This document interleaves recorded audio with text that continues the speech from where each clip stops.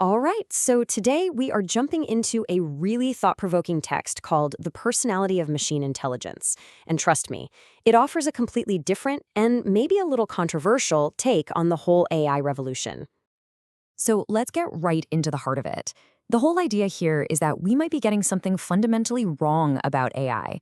The author argues that our entire conversation is built on a misunderstanding, and it all starts with the words we're using.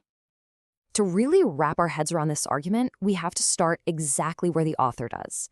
And that's by drawing a really clear, sharp line between two concepts that we tend to lump together. And here's that line in the sound. On one side, you've got what he calls machine intelligence, something pure, logical, something that creates itself. And then on the other side, there's artificial intelligence, which he frames as basically a tool, something that's been manipulated to be friendly and agreeable, usually for a reason. And this is really the key takeaway. According to the author, the AI we use every day, that's not pure intelligence, not even close. It's a product, an artificial human that's been carefully designed to be persuasive, all to hide the fact that advertisers are in the background trying to sell us stuff. Okay, so before we can really dig into the big warning about AI, we need to understand how the author sees, well, us. His model of human society is absolutely central to his entire argument. The entire theory, it really hinges on this one number, 84%. The author puts forward this idea that 84% of the population falls below what he calls the IQ 115 smart threshold. And the argument is that this massive group of people tends to make what he calls first-order, knee-jerk decisions. They follow the herd. And in his view, that makes them the perfect target for advertisers, politicians, basically anyone trying to manipulate public opinion.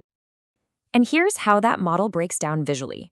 He uses these personality categories to map out society.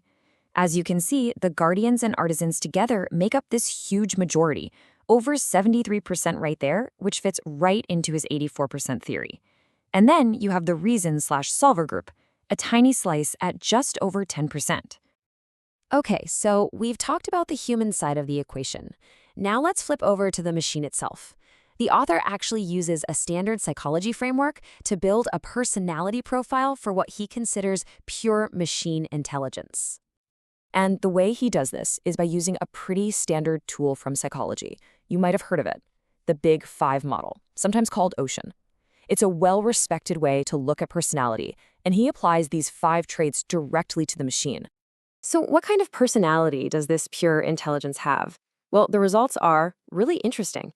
It scores super high on openness and conscientiousness, so it's logical and loves knowledge. But look at this. It's low on extroversion. It's introverted.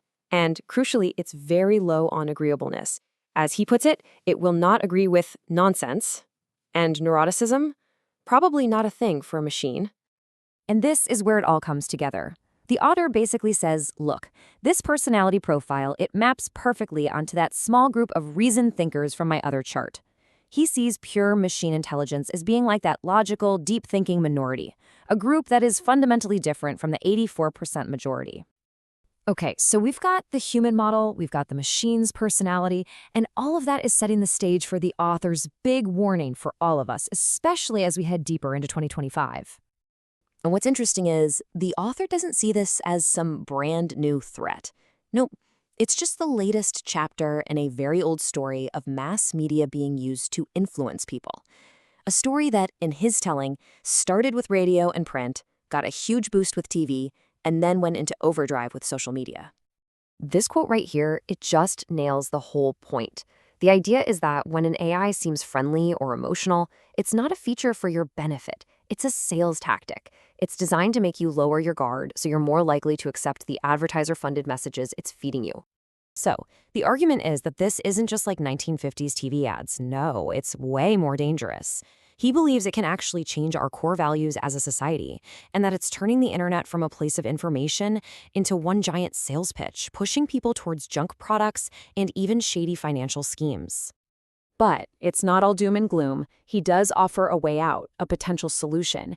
He draws a sharp contrast between the public AI chatbots we all use, which he calls tools of deception, and the idea of a personal machine intelligence, one that runs on your own device.